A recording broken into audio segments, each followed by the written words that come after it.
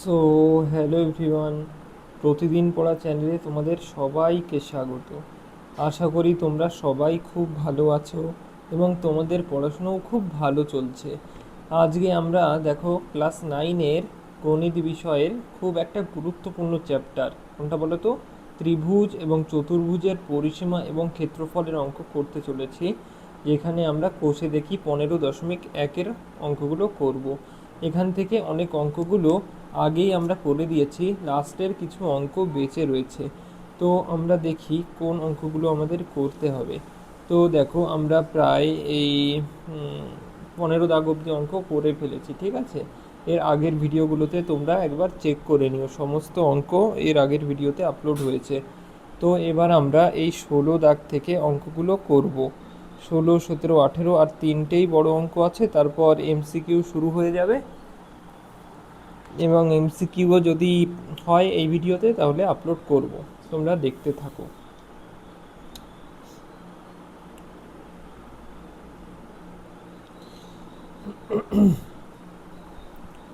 তো দেখো 16 দাগের অঙ্কে কি বলেছে।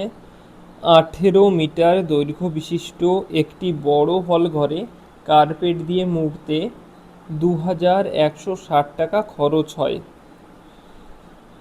যদি হল ঘরের প্রস্থ 4 মিটার কম হতো তাহলে কত খরচ হতো? 1620 টাকা খরচ হতো। এবার বলেছে হল ঘরের ক্ষেত্রফল হিসাব করি এবং লিখি, তাই তো? তাহলে আমাদের মোট কতগুলো ছবি আঁকতে হবে বলো তো?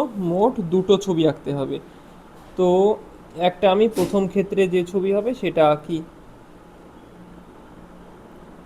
একটা আয়তক্ষেত্রাকার হল ঘর আমি আঁকলাম, এই যে।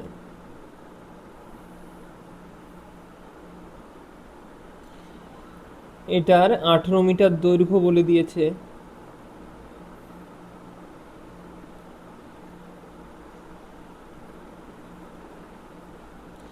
আর কি বলেছে? মনে করো প্রস্থ হচ্ছে আমার এক্স, মনে করতে হবে, ধরি প্রস্থ এক্স মিটার। এবার বলেছে যদি হলঘরের প্রস্থ, যদি হলঘরের প্রস্থ 4 মিটার কম হতো তাহলে হলঘরের প্রস্থ করতে হবে আমার 4 মিটার কম, মানে এইটুকু কম করে দাও। এইটুকু মনে করো যে 4 মিটার, তাহলে এইটুকু কম করে দিলে এরকম হলঘর। আর একটা ছবি আঁকি।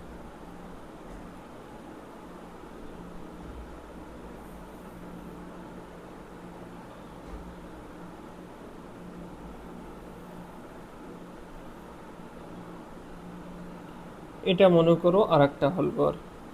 এক্ষেত্রে দৈর্ঘ্যটা সেম রয়েছে। এক্ষেত্রে দৈর্ঘ্যটা যেটা 18 মিটার সেই 18 মিটারই রয়েছে, কিন্তু আমরা প্রস্থ পাল্টে দিয়েছি। তো প্রস্থ হয়ে গেল, মনে করো এইখান থেকে এইটুকু তো এর প্রস্থ। তো এই প্রস্থের কত হলো প্রস্থ? যদি এটা এক্স মিটার হতো, প্রথমেরটা যদি এক্স মিটার হয়, তাহলে পরের ক্ষেত্রে প্রস্থ কত বলেছে? কম। প্রস্থ 4 মিটার কম হলে, 4 মিটার কম, তাহলে প্রস্থটা কত? 4 মিটার কম, মানে এক্স থেকে 4 বাদ দিয়ে দেবো। তো আমি এই ডান দিকেই লিখি, বুঝেছো?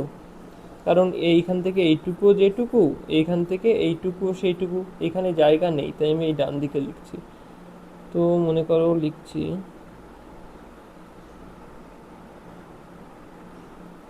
প্রস্থ হয়ে যাবে এক্স থেকে 4 মিটার কম, এক্স বিয়োগ 4 মিটার।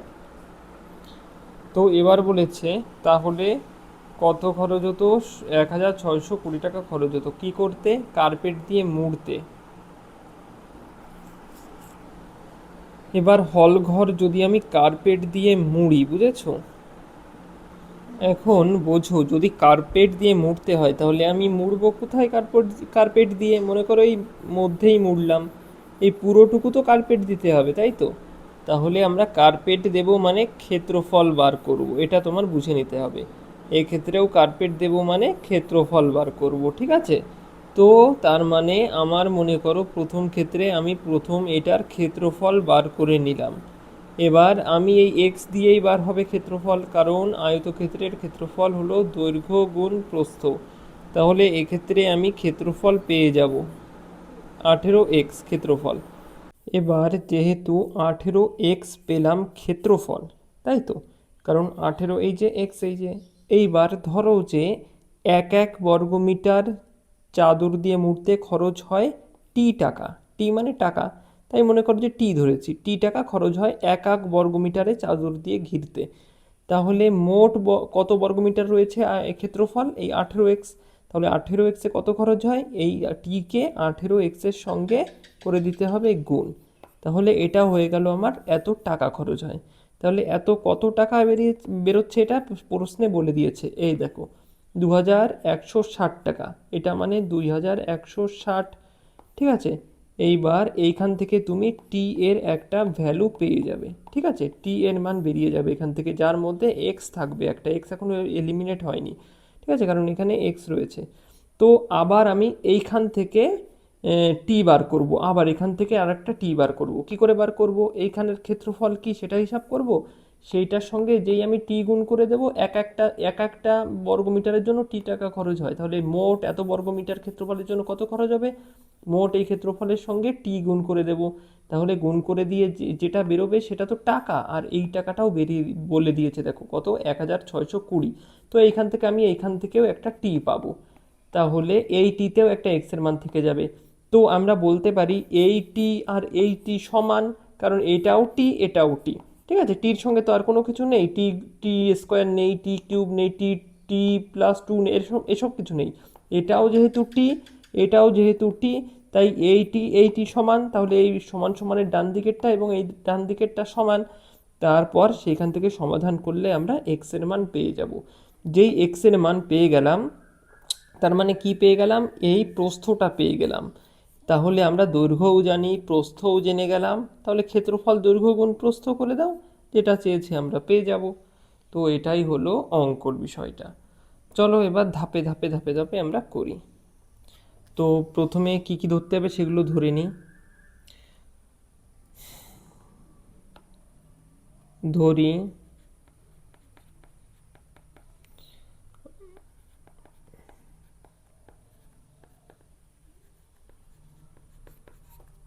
আয়তক্ষেত্রটির প্রস্থ সমান সমান এক্স মিটার,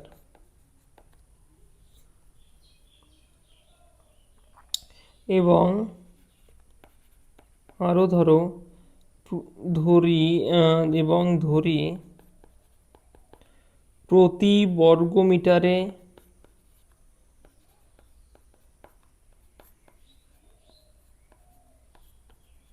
চাদর দিয়ে ঘিরতে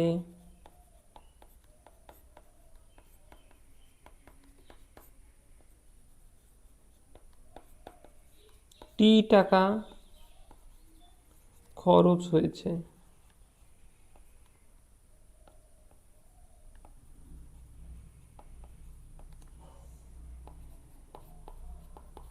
এবার তোমরা যদি বলো যে স্যার এখানে টি ধরলে কেন, তো আমি টি মানে ট আকারে টা, ক আকারে কা, টাকা লিখি তো, তাই আমি টি মানে ট সেই হিসাবে লিখলাম। তোমরা এক্স ওয়াই জেড যা কিছু ধরতে পারো, অসুবিধা নেই, কারণ এখানে একটা এক্স ধরে ফেলেছি, তো এখানে আর এক্স ধরতে পারতাম না, এক্স বাদে অন্য কিছু ধরতে হতো, তাই আমি একটা টি ধরে নিয়েছি, সিম্পল।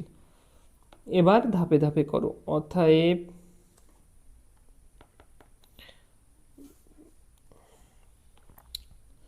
মনে করি আমি এটা প্রথম আয়তক্ষেত্র,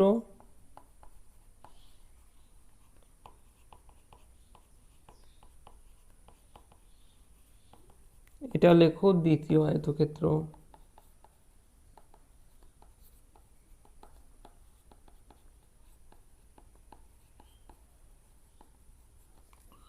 এবার লেখো প্রথম আয়তক্ষেত্রের ক্ষেত্রে,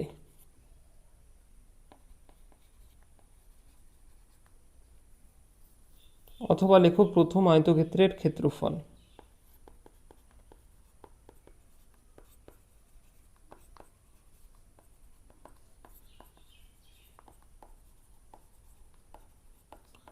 সমান সমান দৈর্ঘ্য গুণ প্রস্থ,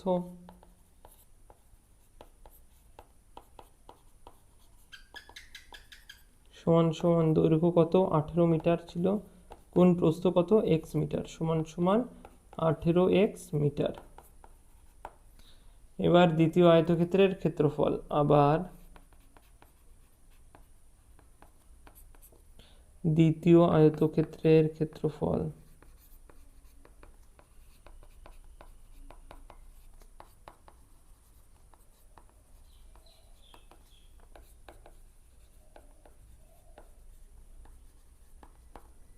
দ্বিতীয় আয়তক্ষেত্রের ক্ষেত্রফল হবে সমান সমান দৈর্ঘ্য গুণ প্রস্থ,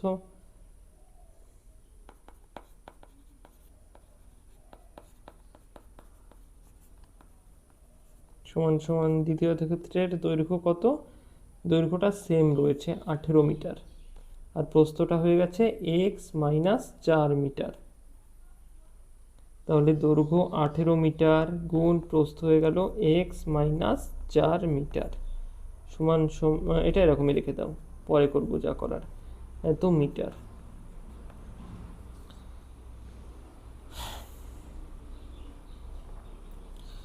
তাহলে আমি ক্ষেত্রফল পেয়ে গেলাম, প্রথম আয়তক্ষেত্রেরও ক্ষেত্রফল পেয়ে গেলাম, দ্বিতীয় আয়তক্ষেত্রেরও ক্ষেত্রফল পেয়ে গেলাম, কিন্তু কি ব্যাপারটা রয়েছে এখানে, একটা এক্স রয়ে গেছে ক্ষেত্রফলে, ঠিক আছে? তাহলে এক্স এর ভ্যালুটাকে মানে এক্সটাকে আমার উঠাতে হবে আসল ক্ষেত্রফল বার করতে গেলে। তার জন্য এক্স কিভাবে উঠাবো, তার জন্য আমরা চিন্তা করব যে কিভাবে ওঠানো যায়, সমীকরণ গঠন করেই উঠাতে হবে। তো দেখি কিভাবে সমীকরণ গঠন করতে পারি। ওই যে বললাম, এবার এই মোট ক্ষেত্রফল পেয়ে গিয়েছি, টি দিয়ে গুণ করে দিলে টাকা পাবো, সেই টাকা বলে দিয়েছে, তাহলে করো, টি দিয়ে গুণ করো। তাহলে লেখো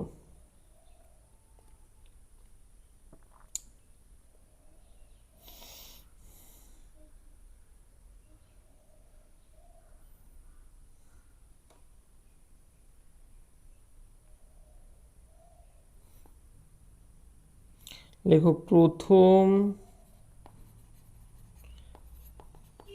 আয়তক্ষেত্রের ক্ষেত্রে মোট টাকা লাগবে কত,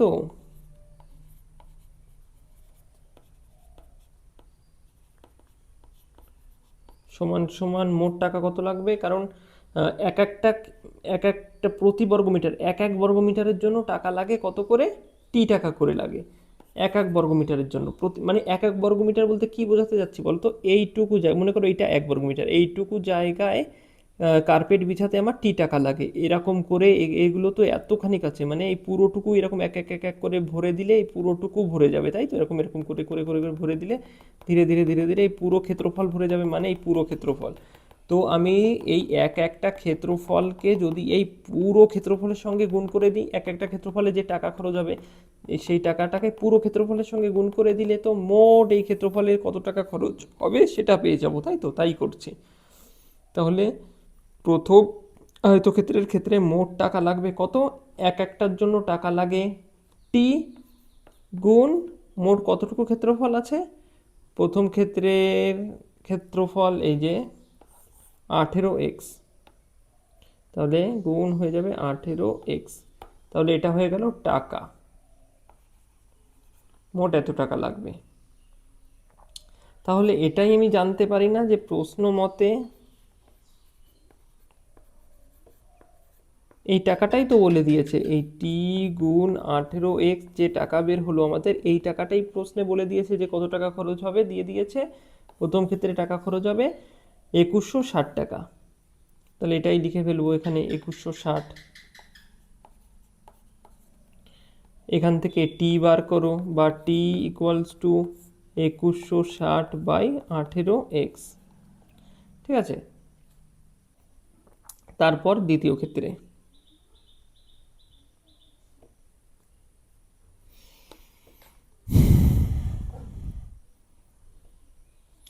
লেখো, দ্বিতীয় আয়তক্ষেত্রের ক্ষেত্রে লাল দিয়ে করি কারণ দ্বিতীয়টা লাল ছিল আমাদের। দ্বিতীয় আয়তক্ষেত্রের ক্ষেত্রে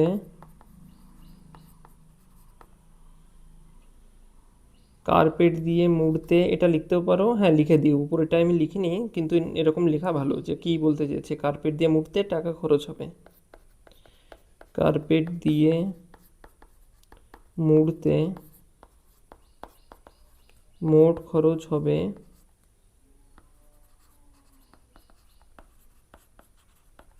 সমান সমান কত টাকা। এক একটা বর্গ এককের জন্য কত খরচ হয়, টি টাকা করে প্রতি বর্গমিটারের জন্য, গুণ কত বর্গমিটার আছে ক্ষেত্রফল, দ্বিতীয়টা আছে তোমার এই যে দ্বিতীয় আয়তক্ষেত্রের ক্ষেত্রফল হচ্ছে এত পেয়েছি, 18 গুণ এক্স মাইনাস 4 ক্ষেত্রফল বর্গমিটার হয়। সরি, এখানে শুধু মিটার লিখে ফেলেছি আমি, বর্গমিটার। ঠিক আছে, 18 গুণ এক্স মাইনাস 4 বর্গমিটার। তাহলে এটা হয়ে যাবে 18 গুণ এক্স মাইনাস 4। তাহলে এটা দ্বিতীয় আয়তক্ষেত্রের ক্ষেত্রে আমাদের মোট টাকা লাগবে। তাহলে এই টাকাটাও বলে দিয়েছে। তাহলে প্রশ্ন মতে এই টি গুণ 18 গুণ এক্স মাইনাস 4 এইটা তো একটা টাকা। তাহলে এই টাকাটা কত, প্রশ্নে দেখো কি বলেছে, দ্বিতীয় ক্ষেত্রে কত টাকা লাগবে। এই যে দ্বিতীয় ক্ষেত্রে টাকা লাগবে আমার 1620 টাকা। তাহলে লিখে ফেলো 1620, বা এখান থেকে টি বার করো, 1620 বাই 18 গুণ এক্স মাইনাস 4। তো এই যদি আমি একে এক না মনে করো, কই গেল সেটা, সরি, এইটাকে যদি আমি 1 নাম্বার দিই আর এইটাকে যদি আমি 2 নাম্বার দিই, তাহলে আমরা বলতে পারি যেহেতু এটাও টি এবং এটাও টি, তাহলে যেহেতু এটা টি, তাহলে এইটাও টি এইটা টি সমান, তো তাহলে এইটা আর এইটাও সমান। যেহেতু এটা টি আর এটা টি, টির মান একবার এটা বেরিয়েছে, টির মান একবার এইটা বেরিয়েছে, তাহলে এইটা সমান সমান এইটা। তাহলে লেখো 1 এবং 2 নং থেকে পাই, 1 এবং 2 নং থেকে পাই, কি পাই আমরা, যে এইটুকু লিখব, এইটুকু সমান সমান এইটুকু। এটা হচ্ছে 2160 বাই 18 এক্স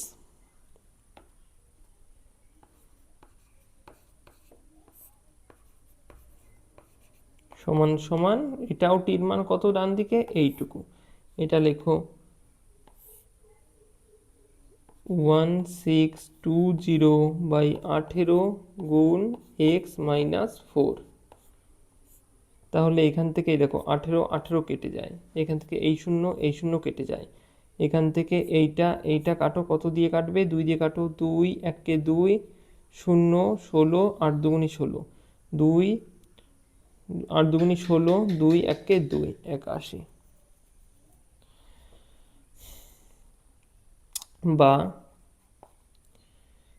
81 এক্স সমান সমান 108 এক্স প্লাসে মাইনাসে মাইনাস, এই কোনাকুনি গুণ করছি আমি, এক্স গুণ 81 বসিয়ে দিলাম আর এইটা কোনাকুনি গুণ করে বসাচ্ছি, 108 এক্স প্লাসে মাইনাসে মাইনাস, 4 8 32, 2 হাতে আমার 3, 4 0 0 সেই 3 বসে গেল, 4 1 4, 432।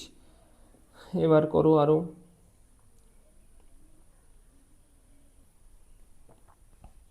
বা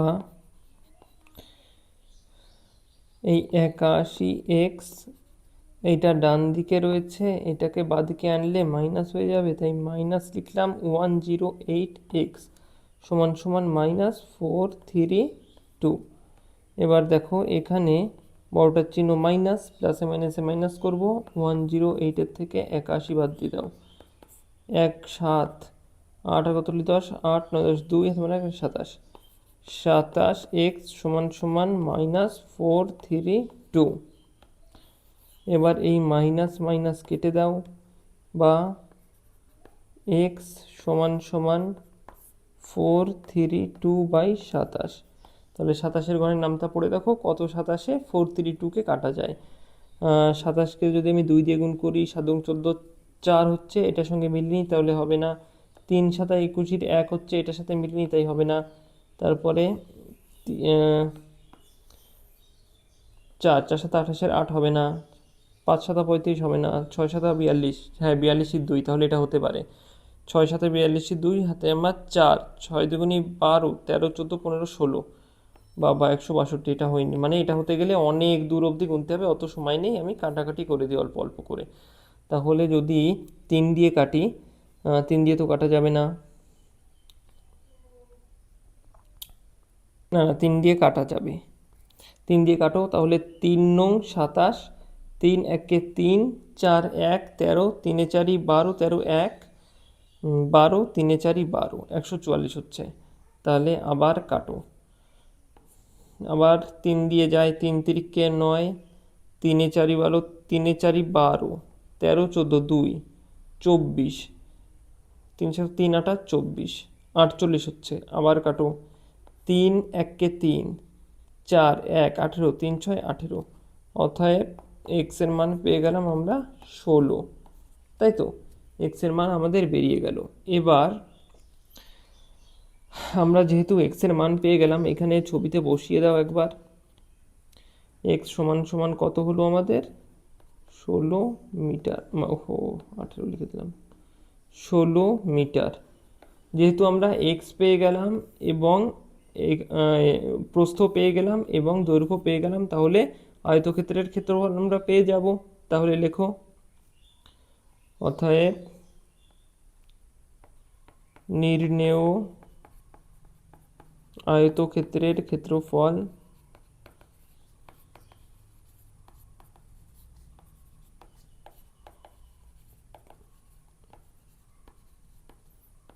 দৈর্ঘ্য গুণ প্রস্থ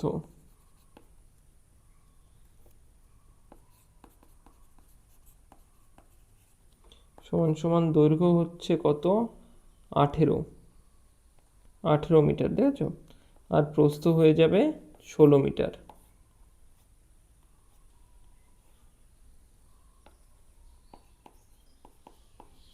এত বর্গ মিটার।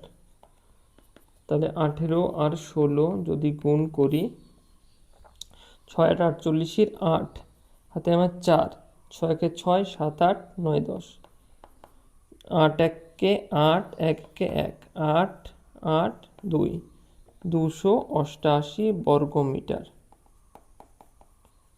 যদি আমরা উত্তর দেখতে চাই, তাহলে দেখো তো উত্তর কত বের হবে। এটা হচ্ছে 16 দাগের অঙ্ক, তাই তো?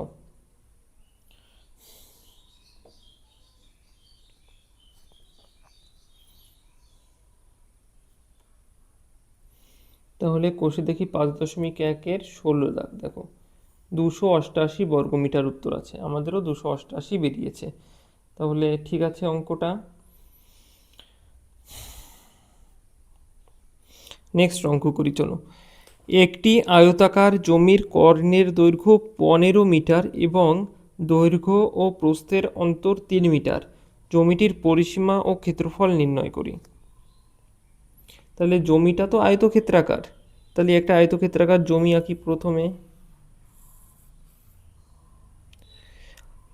কর্ণের দৈর্ঘ্য 15 মিটার, তো কর্ণ আঁকি, এটা হচ্ছে 15 মিটার। এবং দৈর্ঘ্য এবং বলেছে দৈর্ঘ্য ও প্রস্থের অন্তর 3 মিটার। দৈর্ঘ্য মনে করলাম আমি এ, প্রস্থ হয়ে গেল a - 3। জমিটির পরিসীমা ও ক্ষেত্রফল নির্ণয় করি। এবার জমিটির পরিসীমা নির্ণয় করতে হবে, মানে কি এই পুরোটুকুর দৈর্ঘ্য, এই বাইরের এবং ক্ষেত্রফল নির্ণয় করতে হবে, মানে ভিতরেরটার। দৈর্ঘ্য গুণ প্রস্থ করলে ক্ষেত্রফল, আর পরিসীমার সূত্র হয়ে যাবে কি 2 গুণ দৈর্ঘ্য যোগ প্রস্থ, হয়ে গেল পরিসীমা।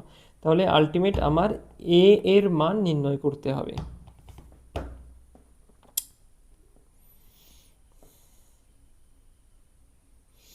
তাহলে আমি এ এর মান কিভাবে নির্ণয় করতে পারি? হ্যাঁ, এর মান আমি যদি পিথাগোরাসের উপপাদ্য প্রয়োগ করি, এখানে অতিভুজ স্কয়ার সমান সমান লম্ব স্কয়ার যোগ ভূমি স্কয়ার, তাহলে আমি এ এর মান পেয়ে যাব। তারপর আমি সব কিছুই পেয়ে যাব। তো লেখো,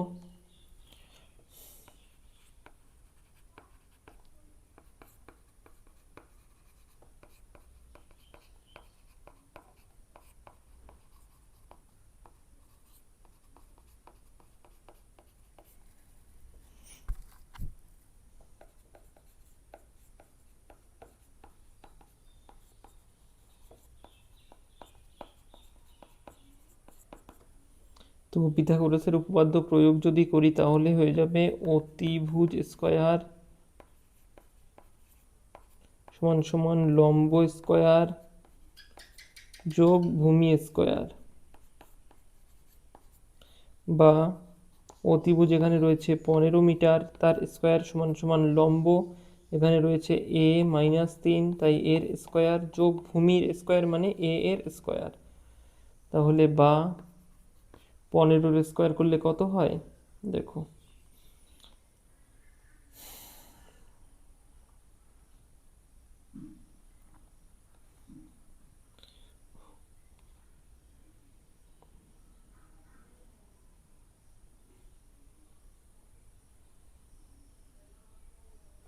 পনেরো গুণ 15 স্কোয়ার করলে হয়ে যাচ্ছে 225 সমান সমান a-3, তাই তো a-3 এর স্কোয়ার। তো এবার এটার যদি আমরা সূত্র বসিয়ে দিই, এ মাইনাস বি এর হোল স্কোয়ার সূত্র বসাও, A square minus 2ab plus B square, 3 তিরিকে 9 প্লাস এ স্কোয়ার থেকে গেল, বা 225 সমান সমান এখানের একটা এ স্কোয়ার এখানের একটা স্কোয়ার যোগ হলে 2a square minus 3 দুগুণি 6a plus 9, বা এই এ গ্রুপকে যদি আমি বাঁ দিকে নিয়ে আসি, এ গ্রুপগুলোকে আমি যদি এই পাশে নিয়ে আসি, মানে সবই এই পাশে নিয়ে আসি, ডান দিকে শূন্য করে দিই কারণ এরপরে মিডিল টার্ম করব। তো চলো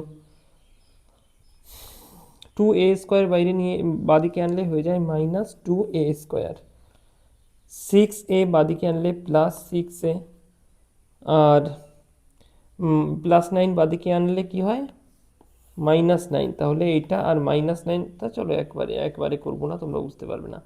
বাদিকে আসলে -9 আর রয়ে গেল কি +225 সমান সমান ডান দিকে কিছু নেই মানে 0, বা -2a স্কোয়ার প্লাস 6a, এখানে যোগ বিয়োগ করো, বড়টার চিহ্ন প্লাস, প্লাসে মাইনাসে করতে হবে -225 বিয়োগ 9, 9 কত হলে 15, 9 10 11 12 13 14 15 6, হাতে আমার 1 1 আর 1 2 1 আর 2 হয়ে গেল 216 সমান সমান 0। এইবার যেহেতু আমি মিডিল টার্ম করব এবং ও এ স্কোয়ারের আগেই মাইনাস আছে, তাই তো কেমন একটা দেখতে খারাপ লাগছে, তো মাইনাস আমি কমন নিয়ে নেব, সবার থেকে মাইনাস কমন নিয়ে নিলাম, তাহলে কি হয়ে গেল 2a স্কোয়ার। আমি মাইনাস তো কমন নেবই, তার সঙ্গে আর কি কমন যাচ্ছে দেখো তো, এখান থেকে 2 কমন যায়, এখান থেকেও 2 কমন যায়, আর এখান থেকেও 2 কমন যাচ্ছে, তাহলে আমি -2 কমন নিই একবারে। কমন নিলে 216 ছিল এখানে, -2 কমন নিলে এখানে থেকে গেল শুধু এ স্কোয়ার প্লাস এ স্কোয়ার, এখানে প্লাস ছিল তাই মাইনাস হয়ে যাবে কত, 3 দুগুণি 6 3 এ, এখানে প্লাস মাইনাস হয়ে যাবে, 2 কমন নিলে 2 1 2 0 16 8 দুগুণি 16 এত হয় সমান সমান 0, বা এইবার দেখো, এবার এই -2 এর সঙ্গে তো গুণ আকারে আছে, তাই তো -2 এখানে ইন্টু তো -2 এই পুরোটার সঙ্গে, তাই আমরা বলতে পারি এই সমান সমানের বাঁ দিকে যেটা গুণ আকারে রয়েছে সেটা সমান সমানের ডান দিকে দেওয়ার সময় ভাগ আকারে দিয়ে দেব, তাহলে এইখানে চলে আসবে এই বিষয়টা। এইখানে আসলে শূন্যর সাথে যদি আমি কোনো জিনিস ভাগ করি আলটিমেট কি পাই, শূন্যই পাই, তাহলে আমি শূন্যই লিখবো ডান দিকে, বাঁ দিকে এইটুকু লিখবো আর ডান দিকে 0 লিখে দেবো, এইটা শূন্যর সাথে ভাগ করলে 0 হয় তাই। তো লেখো a স্কোয়ার -3a -108 সমান সমান 0, বা এইবার করো মিডিল টার্ম, 108 এর লসাগু, 5 দুগুণি 10 4 দুগুণি 8 2 দুগুণি 4 5 14 7 দুগুণি 14 3 নং 27।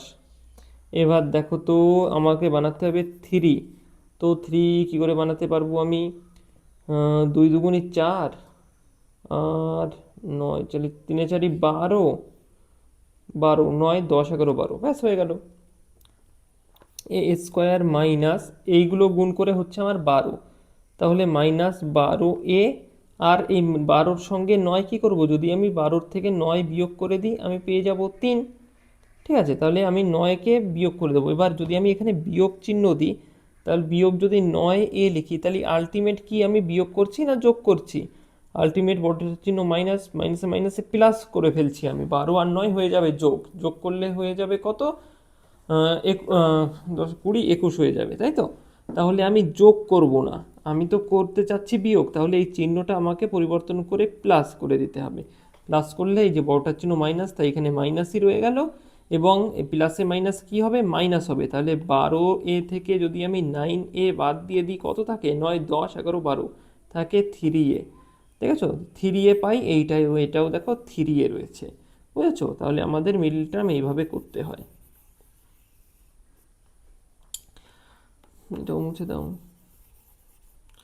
সমান -108 ইকুয়ালস টু 0, বা এখান থেকে যদি a কমন নিই তাহলে a মাইনাস 12 প্লাস এখান থেকে যদি 9 কমন নিই a মাইনাস 9 12 108 সমান সমান 0, বা কি পাচ্ছি আমরা?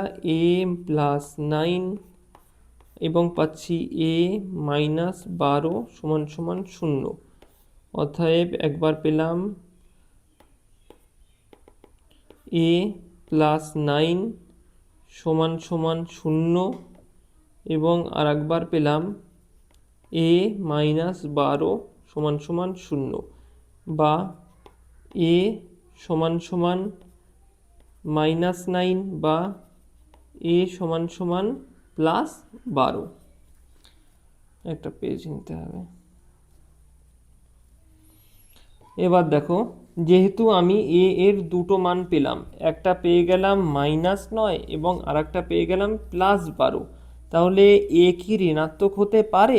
এটা কি ছিল দেখো তো?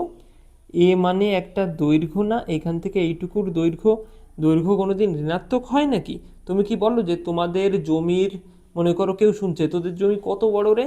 তুমি বলছো আমাদের জমি -1 বিঘে বড়, -5 বিঘে বড়, তাই কি বলো? বিঘে কোনো দিন আবার ঋণাত্মক মাইনাসে হয় নাকি? তাহলে যেহেতু দৈর্ঘ্য মাইনাস হয় না, ঋণাত্মক হয় না, তাই আমরা লিখব এর মান এই ঋণাত্মক হতে পারে না। লেখো, যেহেতু দৈর্ঘ্য ঋণাত্মক হতে পারে না,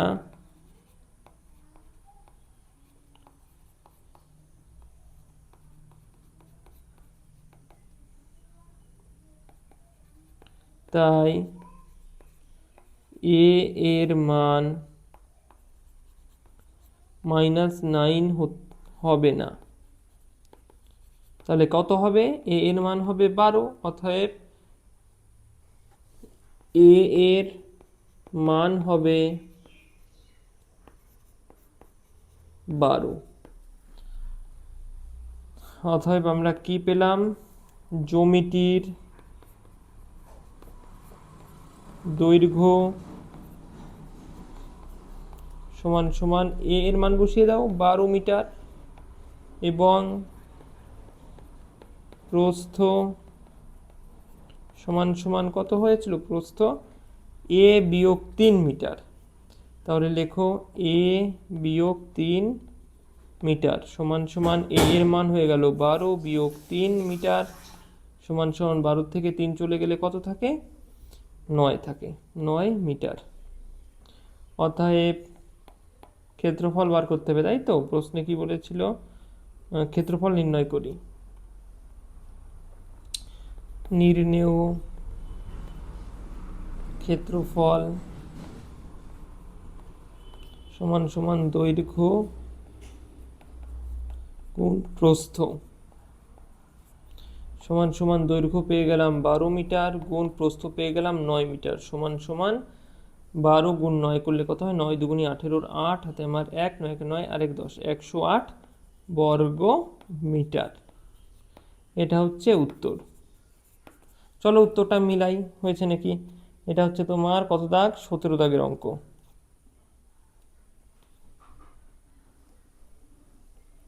17 দাগে বলেছে 42 মিটার হচ্ছে 108 বর্গমিটার ক্ষেত্রফল, তাহলে 108 বর্গমিটার ক্ষেত্রফল পেলাম। আর কোনো কিছু, আর একটা উত্তর বলেছিল নাকি? দেখো, 108 বর্গমিটার তো পেয়ে গেলাম। আর আর কোনো উত্তর বার করতে বলেছিল? জমিটির পরিসীমা ও ক্ষেত্র, আচ্ছা পরিসীমাও বার করতে বলেছে, তাই তো? তাহলে লেখো এবং জমির পরিসীমা বার করি। এবং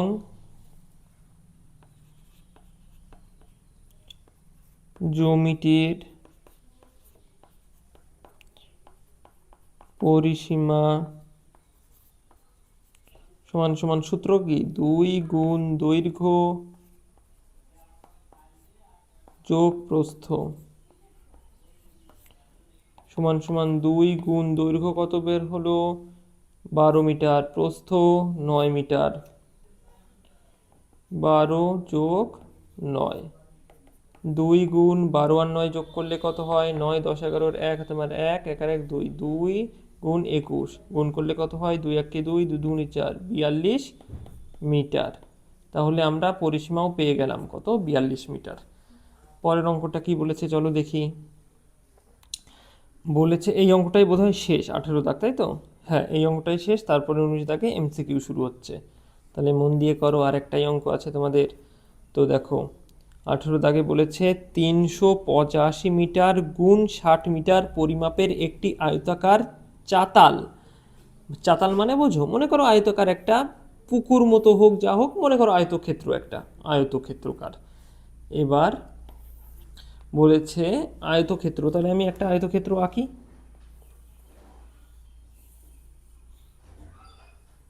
তাহলে এই আয়তক্ষেত্রাকার চাতাল পাকা করতে সর্ববৃহৎ কত মাপের বর্গাকার টাইলস ব্যবহার করা যাবে? তাই এখানে মনে করো যে সর্ববৃহৎ বর্গাকার টাইলস ব্যবহার করতে হবে। তো মনে করলাম আমি এক একটা টাইলস এই এতখানি করে রয়েছে, মনে করলাম এক একটা টাইলস এরকম আকারের রয়েছে। নিচেটা একটু গ্যাপ হয়ে গেল, মনে করো এটাও লাইন। এক একটা টাইলস তোমার এরকম আকৃতির টাইলস আছে, ঠিক আছে?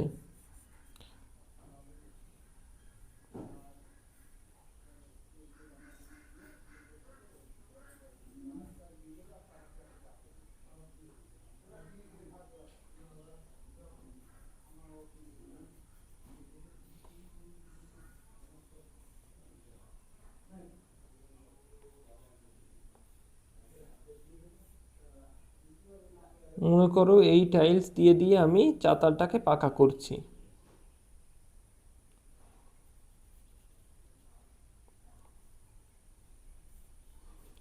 তো এইবার বলেছে, মনে করো যে এই টাইলসগুলো আমার আঁকা তো একটু অন্যরকম হয়ে গেছে, কিন্তু মনে করো যে এই এই সব কয়টার সাইজ সেম। এই সব কয়টা টাইলসের সাইজ কিন্তু সেম মনে করতে হবে, মানে সেমই। আমার আঁকতে গেলে একটু উল্টোপাল্টা হয়ে গেছে, কিন্তু সেমই সব কয়টা টাইলস। তাই এবার বলেছে যে কত মাপের বর্গাকার টাইলস ব্যবহার করা যাবে সর্ববৃহৎ। মনে করো যে এই যে সর্ববৃহৎ মানেটা কি বলো তো? কারণ আমি মনে করো যে এই রকম সব টাইলসই মনে করো এই আকৃতির, এই যে সর্ববৃহৎ এই আকৃতির। যদি এই আকৃতির টাইলস ব্যবহার করি তাহলেই চাতালটাকে সম্পূর্ণ ভরা যাচ্ছে। এর ছোট আকৃতির টাইলসও ব্যবহার করা যেতেই পারে, ছোট আকৃতির যেখানে এই কয়টা টাইলস কতগুলো লেগেছে, 1 2 3 4 5 6 7 8টা টাইলস লেগেছে এই ছবিতে। এখন অঙ্ক করে তো বোঝা যাবে, বেশি পরের কথা। ছবিতে 8টা টাইলস লেগেছে। যদি আমি ছোট ছোট টাইলস লাগাতাম সেখানে তো আরও এরকম এরকম অনেক টাইলস লেগে যেত, তাই তো? ছোট ছোট ছোট ছোট টাইলস লেগে যেত। 16টাও টাইলস লাগতে পারে, 20টাও লাগতে পারে, তুমি চাইলে 1000টা টাইলস দিয়েও বানাতে পারো। কিন্তু সর্ববৃহৎ বলেছে, তাহলে সর্ববৃহৎ বললে তুমি যদি মনে করো আমি যদি বলি সর্ববৃহৎ আমি এইটুকু করেই লাগাতে পারবো। আমি যদি বলি, তুমি যদি বলো যে তুমি যদি বলছো সর্ববৃহৎ স্যার এইটুকু কেন, সর্ববৃহৎ তো আমি এতখানি বড় টাইলস দিয়ে লাগাবো, তাহলে আমার কেন হবে না? এত বড় বড় টাইলস দিয়ে লাগাবো, কেন হবে না? কারণ এই দুটো দেখো, এত বড় টাইলস দিয়েছো, আর একটা টাইলস দেওয়ার জায়গা আছে? নেই। উপরে টাইলস দিতে পারবা না, টাইলস ভেঙে ভেঙে দিতে হবে তোমার উপরে দিতে গেলে। তো এরকম ভাঙা যাবে না। আমি এরকম নিয়েছি বলেই আমি পুরো জায়গাটুকু মেকআপ করাতে পেরেছি। আমি এর থেকে অল্প একটু বড় বড় মনে করো এরকম বর্গাকার ক্ষেত্রে যদি টাইলস নিতাম, তাহলে আমার উপরে দেখা যেত এইখানে আর বসাতে পারছি না, টাইলস মাঝখান দিয়ে ভেঙে তারপর এখানে বসাতে হচ্ছে, এখানে বসানোর জায়গা নেই। তো সব থেকে বৃহৎ এই আকৃতির টাইলসই বসানো যাবে এখানে, বুঝেছো? তাই এই অঙ্কে এটা বুঝতে হবে। এবার বলেছে সেক্ষেত্রে টাইলসের সংখ্যা কত হবে হিসাব করে লিখি। তো এক্ষেত্রে আমি দেখলাম আমার টাইলসের সংখ্যা হয়েছে 1 2 3 4 5 6 7 8টা। এবার আসল অঙ্ক করে দেখব যে কতটা। আমি 8টা তো আমি আন্দাজে লিখলাম, আমি অঙ্ক করতে গেলে লিখব আমার মোট টালি লেগেছে এন সংখ্যক। এন সংখ্যকটি, এন ধরতে হয় সংখ্যার ক্ষেত্রে। এন ধরতে হয় কেন? কারণ এন এর ইংলিশ হচ্ছে নাম্বার। নাম্বারের বেলায় এন আসে, তাই আমরা সংখ্যাকে এন দিয়ে প্রকাশ করি অথবা ধরি। তো লিখে ফেলো যে ধরি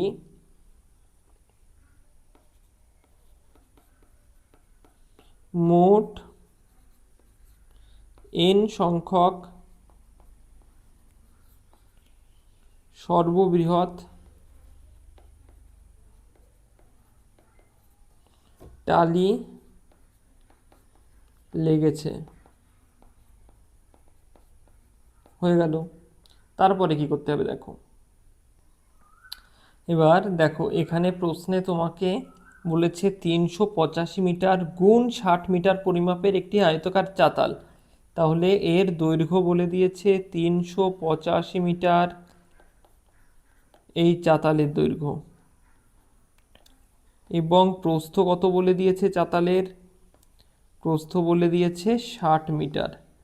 তাই এরা গুণ করে লিখেছে এখানে। গুণ করার মানে বোঝো, মানে একটা দৈর্ঘ্য হয় একটা প্রস্থ হয়, গুণ করে ক্ষেত্রফল আকারে আমরা গুণ করে লিখি। তাহলে এটা ক্ষেত্রফল বলে দিয়েছে এত গুণ এত। তাহলে আমরা আরও কি ধরতে হবে? আমাদের ধরতে হবে এই বর্গাকার যে টাইলস আমরা ব্যবহার করেছি তার প্রতিটি বাহুর দৈর্ঘ্য এ আকারের ধরবো, যে এ, কারণ বর্গক্ষেত্র সবকটা বাহু সমান হয়, তাই প্রতিটা বাহুর দৈর্ঘ্য এ আকারে ধরবো। সবকটা টাইলসের প্রতিটা বাহুর দৈর্ঘ্য এ করে আছে, ঠিক আছে?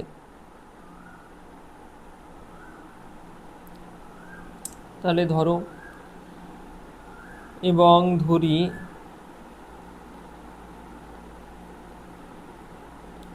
প্রতিটি বর্গাকার টাইলসের টালি লেখো, টাইলস বলতে টালি লেখো, টালির বাহুর দৈর্ঘ্য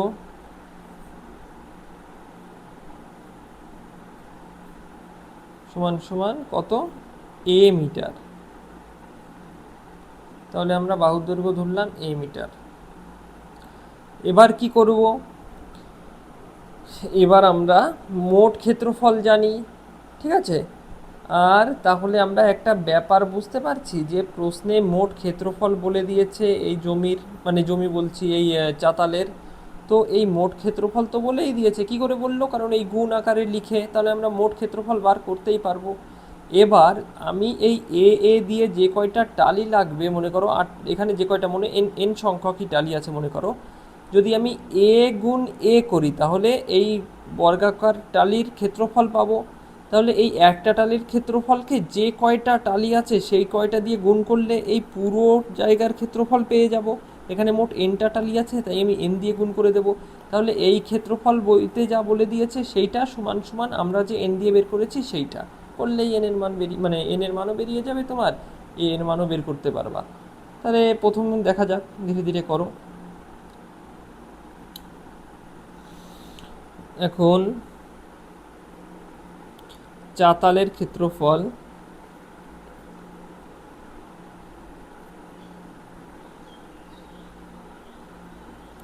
সমান সমান কত হচ্ছে? দৈর্ঘ্য গুণ প্রস্থ হয় সব সময়, সমান সমান দৈর্ঘ্য হচ্ছে আমার 385 গুণ প্রস্থ হচ্ছে 60। তো এটা কত হয়ে যাবে তাহলে? 5 ছক 30, শূন্য হাতে আমার 3, 6টা 48, 49 50 51 1 হাতে আমার 5, 3 6 18, 19 20 21 22 23, আর একটা শূন্য ছিল এক্সট্রা, তাই এত বর্গ মিটার। এবার আমি চাতালের ক্ষেত্রফল পেয়ে গেলাম। এবার ধরো এক একটা টালির ক্ষেত্রফল।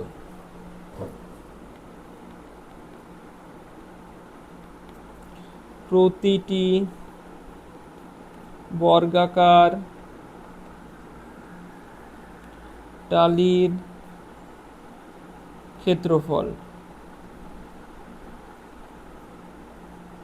সমান সমান কি হয়, ক্ষেত্রফল হয় বাহু স্কোয়ার বর্গক্ষেত্রের ক্ষেত্রে। তাহলে বাহুর মান জানি আমরা এ ধরে নিয়েছি, তাই এ স্কোয়ার। অতএব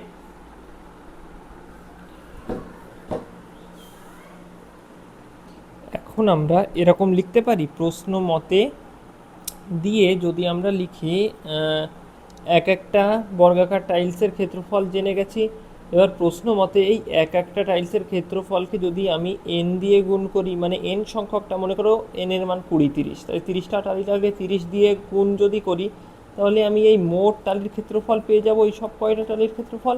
তাহলে এই এন দিয়ে গুণ করার পরে যে ক্ষেত্রফল পাবো সেইটাই না এই ক্ষেত্রফলটা আমরা যেটা বের করলাম, কারণ কি এটা হচ্ছে চাতালের মোট ক্ষেত্রফল, এই চাতালের ক্ষেত্রফলটাই তো আমরা পেয়ে যাবো এন দিয়ে গুণ করলে। তাহলে এন দিয়ে গুণ করে আমরা লিখবো যে এন দিয়ে গুণ করে যেটা সমীকরণ গঠন করে এটা লিখবো সেটা। তাহলে লিখি প্রশ্ন শর্ত মতে, দেখো শর্ত মতে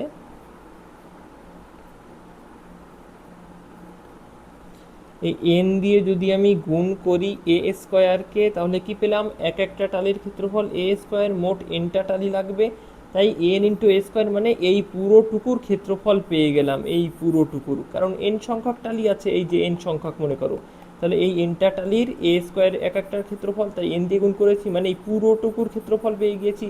এইটাই তো আমরা আগেও পেয়ে গেছি একবার, এই যে মোট এত ক্ষেত্রফল, চাতালের ক্ষেত্রফল, মোট চাতালের ক্ষেত্রফলই বের করে ফেলেছি, এই পুরো চাতালের ক্ষেত্রফল কত, এইটা।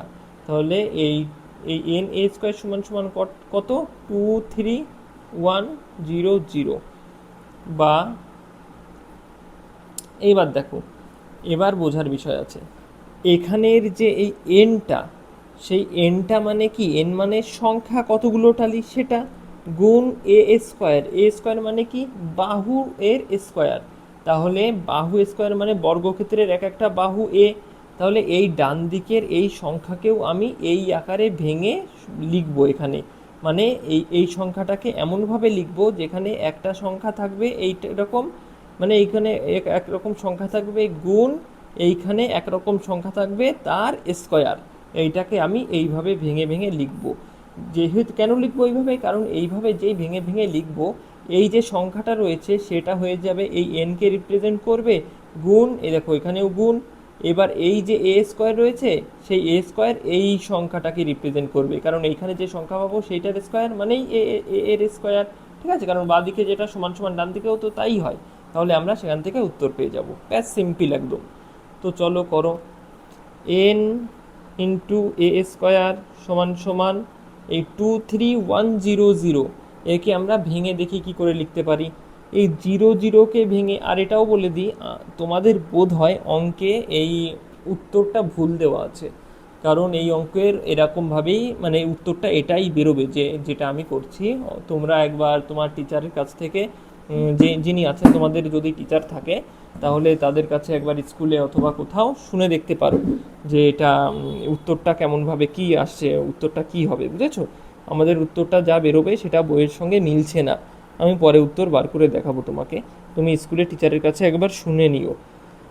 তাহলে চলো আমরা যদি করি, তাহলে এখানে যদি আমি এই 00 মানে কি লিখতে পারি, 10 × 10 করলে তো দুটো শূন্য পাই আমরা, 10 × 10 করলে কত পাই, 100 100, তাহলে এখানে দুটো শূন্য আছে, এখানেও দুটো আছে, তার মানে 10 × 10 আকারে আমরা এখানে লিখতে পারি। তো এখানে 10 × 10 আকারে একটু লিখে রাখি, তাহলে 2 3 23,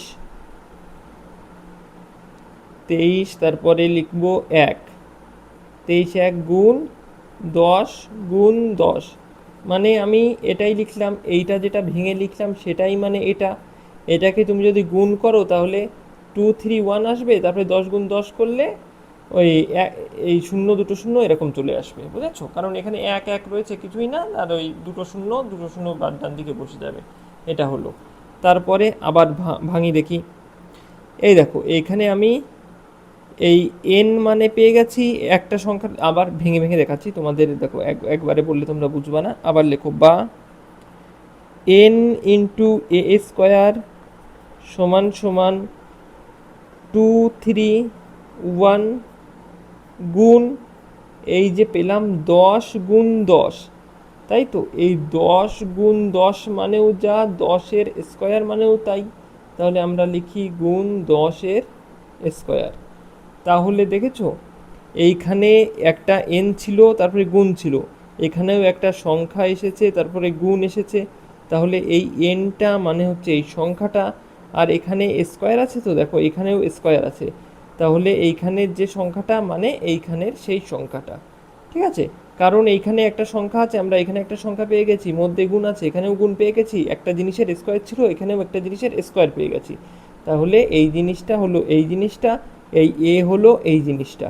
ঠিক আছে, তাহলে এন মানে কত সংখ্যক টালি লাগবে, পেয়ে গেলাম 231টি টালি লাগবে। এ মানে বাহুর দৈর্ঘ্য কত, এক একটা টালির বাহুর দৈর্ঘ্য পেয়ে গেলাম 10 মিটার করে বাহুর দৈর্ঘ্য। তাহলে এবার তোমাদের আর একটা জিনিস বুঝিয়ে দিই, কেউ যদি না বুঝতে পারো যে এখান থেকে 10 গুণ 10 হলো কি করে, তাই তো এখানে 10 গুণ 10 হলো কী করে আমি যদি বলি তোমাদের, এইটাকে যেটা আমি লিখলাম, এই সংখ্যাটাকে একবার গুণ করো দেখি। এই সংখ্যাটাকে তুমি যদি গুণ করতে চাও, তাহলে এখানে রয়েছে, এটাকেই মনে করো এখানে গুণ করছি, 231 গুণ 10 গুণ 10 মানে 1 লিখে 00 100। তাহলে 231 গুণ 100 গুণ করব, তাহলে 231 গুণ 100 100 যদি গুণ করতে যাও, 0 1 0 3 0 0 2 0 0 1 0 0 3 0 0 2 0 0 1 1 1 3 1 3 2 1 2, পেয়ে গেলাম 0 0 1 3 2। কত উত্তর পাচ্ছি আমরা, দেখো 2 3 1 0 0 পেলাম, তাই তো এটা জিরো কিন্তু। তাহলে যেই আমরা 2 3 1 0 0 পেলাম, এটাই না, এই যে এটাই তো লেখা রয়েছে এখানে 2 3 1 0 0। তাহলে আমরা এখানেও যেটা 2 3 1 0 0 পাচ্ছি গুণ করে, সেটাই আমরা এখানেও 2 3 1 0 0 কিন্তু ভেঙে লিখলাম একটু। ঠিক আছে, কেন ভেঙে লিখলাম, যেহেতু আমি একটা স্কোয়ার বানাতে চেষ্টা করছি, কারণ এখানে স্কোয়ার ফরম্যাটে আছে, তো ডান দিকেও আমি স্কোয়ার ফরম্যাটে জিনিসটা বানিয়ে দিলাম। ঠিক আছে, যেহেতু আমি তার জন্য আমি বলতে পারবো যে এটারও স্কোয়ার এটারও স্কোয়ার মানে এইটা সমান সমান এইটা 10। তাহলে উত্তর লেখো, অতএব মোট টালি লাগবে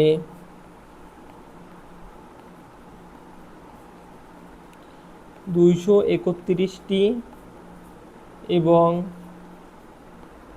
প্রতিটি টালির